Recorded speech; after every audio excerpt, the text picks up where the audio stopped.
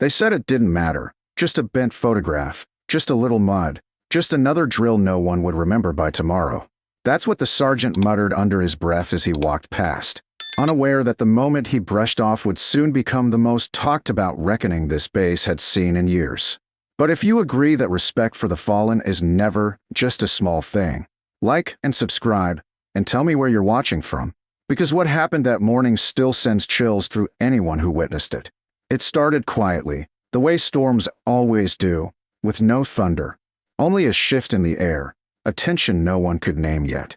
Maya Torres, 27 years old, soft-spoken, focused, her EMT badge hanging lightly from her vest, stepped onto the National Guard training field with her shoulders squared the way her father taught her.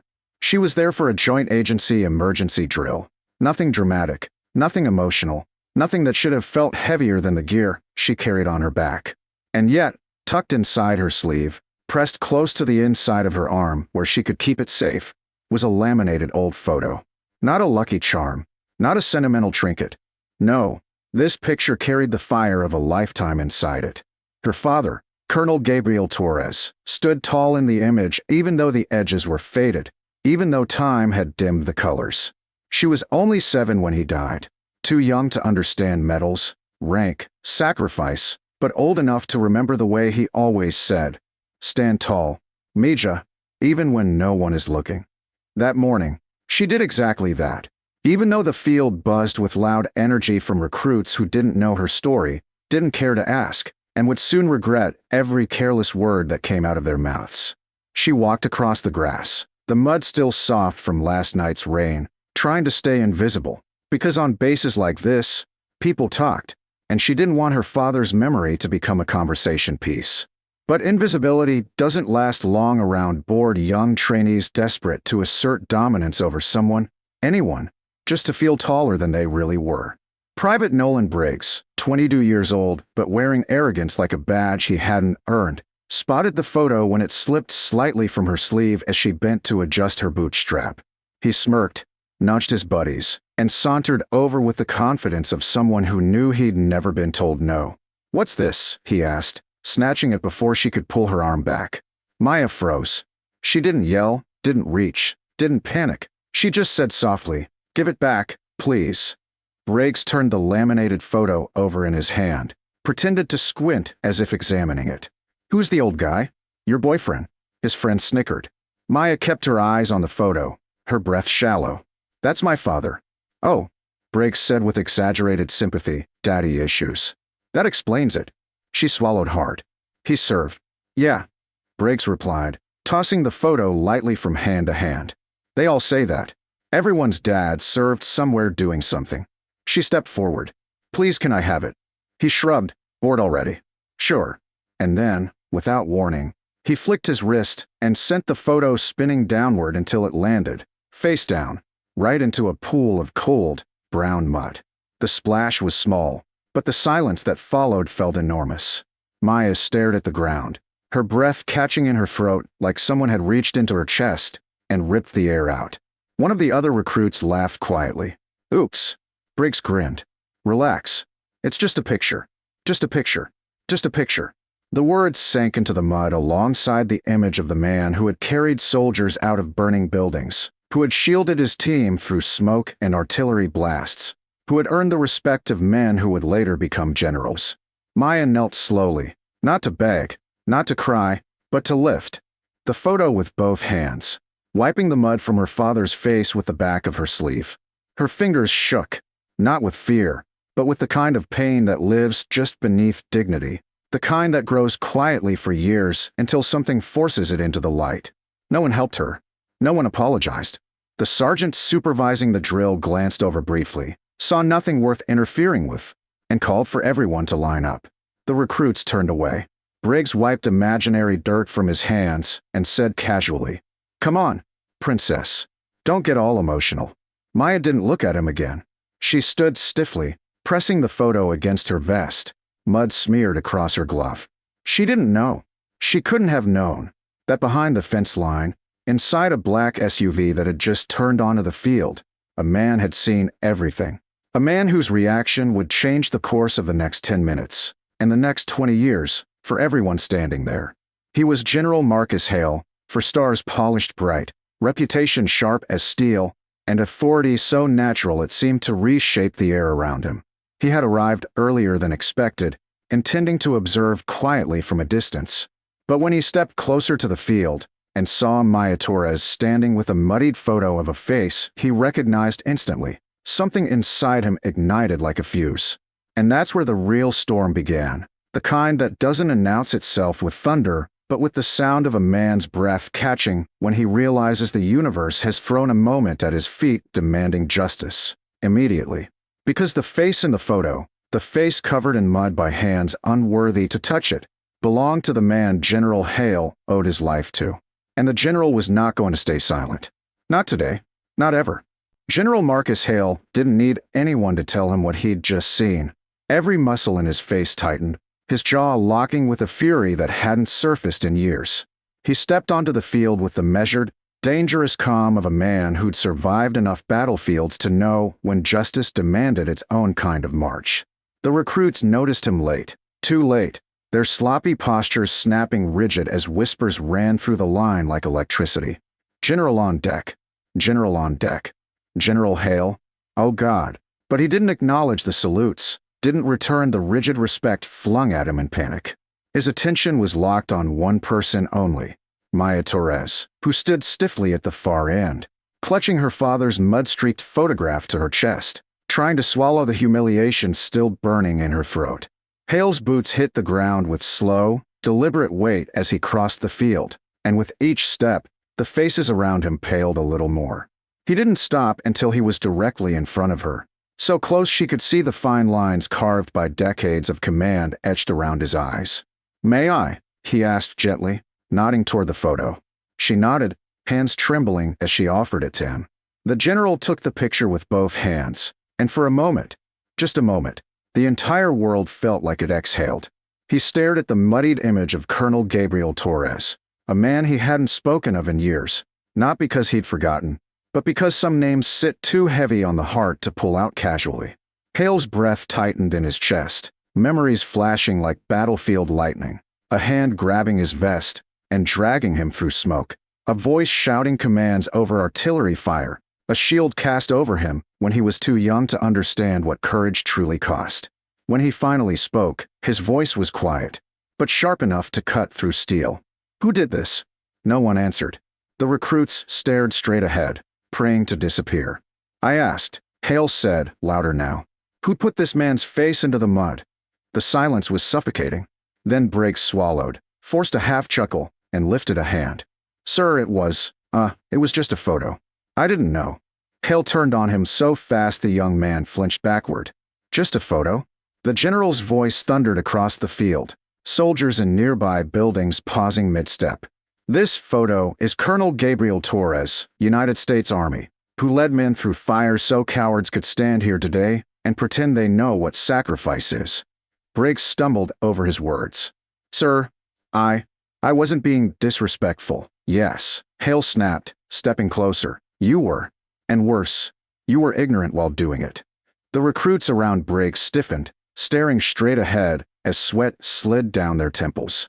"General," Maya whispered softly, but Hale lifted a hand, not to silence her, but to protect the moment. He turned back to her, his voice dropping into something softer, gentler. "Your father saved my life," he said. "More than once." She blinked, stunned, her breath catching. Hale nodded slowly. "I was 23. He was the one who taught me how to survive when everything went to hell." The words came heavier now, thick with memory. "He talked about you every night. Said he'd give anything to see you grow up strong." Maya felt her knees weaken, an ache rising in her chest she'd spent her entire adult life learning how to manage, but never truly healing. Hale turned again, his voice sharpening like a blade drawn from its scabbard. "And this," he roared, holding up the muddy photo, "is how you treat the memory of a man who carried soldiers out of burning buildings with his bare hands." Briggs lowered his head. "Sir, I'm sorry. Don't tell me," Hale said coldly. "You'll answer to her." The recruit's eyes flicked to Maya, small, quiet, steady Maya, whose grief hummed beneath her dignity like a suppressed storm. But Hale wasn't finished. He turned to the entire formation, voice carrying with the weight of command. Every one of you thinks you know what respect looks like. You've memorized salutes, recited oaths, learned formations, and yet you let this happen under your noses. The field fell silent. No one dared blink.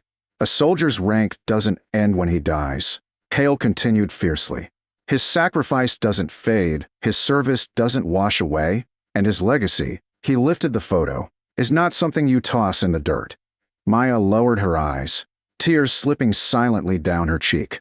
Hale handed the photo back to her with both hands, a gesture so formal it made the recruits swallow hard. "I'm sorry, Maya," he said softly. "I should have been here sooner. Your father deserved better than what you faced today." She nodded, unable to speak. Hale stepped back, then turned to the sergeant overseeing the drill. His voice came down like a verdict. "Dismiss this formation." The sergeant saluted sharply, barking orders as the recruits scattered, terrified, ashamed, shaken to their core. But Briggs remained frozen, Hale's shadow cast over him. The general's eyes locked on his. "Stay," Briggs did, because men like Hale didn't ask, they commanded the air itself. And Briggs, for the first time in his life, understood the weight of a legacy he had mocked. What happened next would change him forever, but the real reckoning was still coming.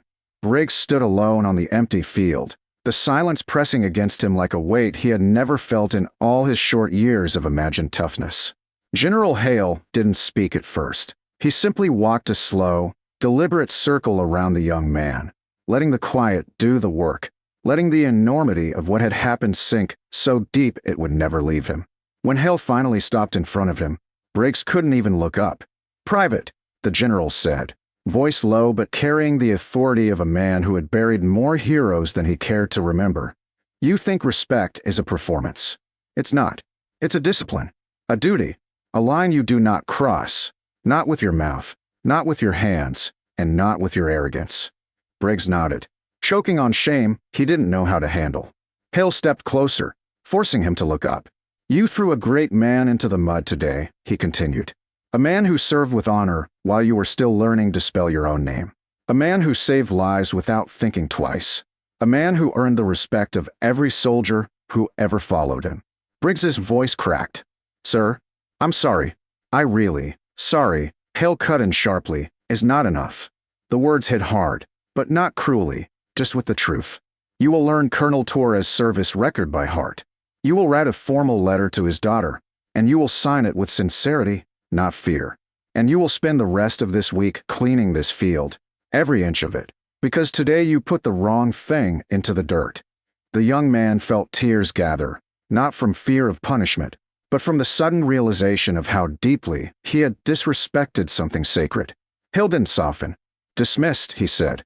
Briggs stumbled away, shoulders slumped, the lesson burning itself into his conscience so painfully he knew it would shape him for the rest of his life. But the real moment, the one no one there would ever forget, came after Briggs was gone. General Hale turned back toward Maya, who stood quietly near the field's edge, holding the now clean photograph with both hands. He approached her slowly, not as a general now, but as a man carrying the heavy ghost of memory in his chest. "Your father," he began, voice cracking in a way that startled even him, "was the finest officer I ever knew." Maya's breath caught, her eyes softening. "You knew him well?" she asked. Hale nodded, a sad smile touching the corner of his mouth. "He trained me. He believed in me before anyone else did. And the night I would have died, he carried me out. He always said he had to survive so he could go home to you." Maya's eyes filled, her throat tightening as she traced the edge of the photo with her thumb. For the first time, she saw the man not just as a father she barely knew, but as the hero other men still whispered about decades later. Hale drew a steady breath, then did something that made every soldier watching from afar freeze where they stood. He dropped to one knee in the mud. A four-star general kneeling, not in weakness, but in reverence. He placed his hand over his heart and bowed his head toward the photograph. "Forgive them, Gabe," he whispered. They didn't know who they were mocking. Maya pressed a hand to her mouth, trembling. When Hale rose, the mud staining his uniform didn't diminish him. It made him look more like the soldier he once was, the young man her father had saved. He turned to the lingering recruits who had halted their retreat, watching in stunned silence. Let this be a lesson you carry for the rest of your lives, he commanded. Respect is not for the uniform alone. It is for the sacrifice, the story, and the blood behind it. One by one, the recruits straightened, their expressions shifting from shame to solemn understanding. Hale faced Meyer again. If you ever need anything, he said, you come to this base. Your father may be gone, but you'll always have brothers and sisters here. For the first time that day, Maya smiled, small, fragile, but real. She tucked the photo back into her sleeve, holding it close the way she always had. But now it felt lighter, protected not just by her memory, but by the respect of every soldier who had witnessed what unfolded. As she walked off the field, the recruits watched her with the kind of reverence usually reserved for officers whose names echo through history. And when she disappeared beyond the training grounds, General Hale whispered to himself, "You'd be proud of her, old friend." The wind carried the words gently across the grass, over the mud, across the field that had been the scene of ignorance, and then transformed into a place of honor. And in that moment, every soul present understood, some legacies don't fade. They rise, they roar, they demand respect. And on that day, respect was finally restored to the name of Colonel Gabriel Torres, to the dignity of his daughter, and the voice of the man who owed him his life.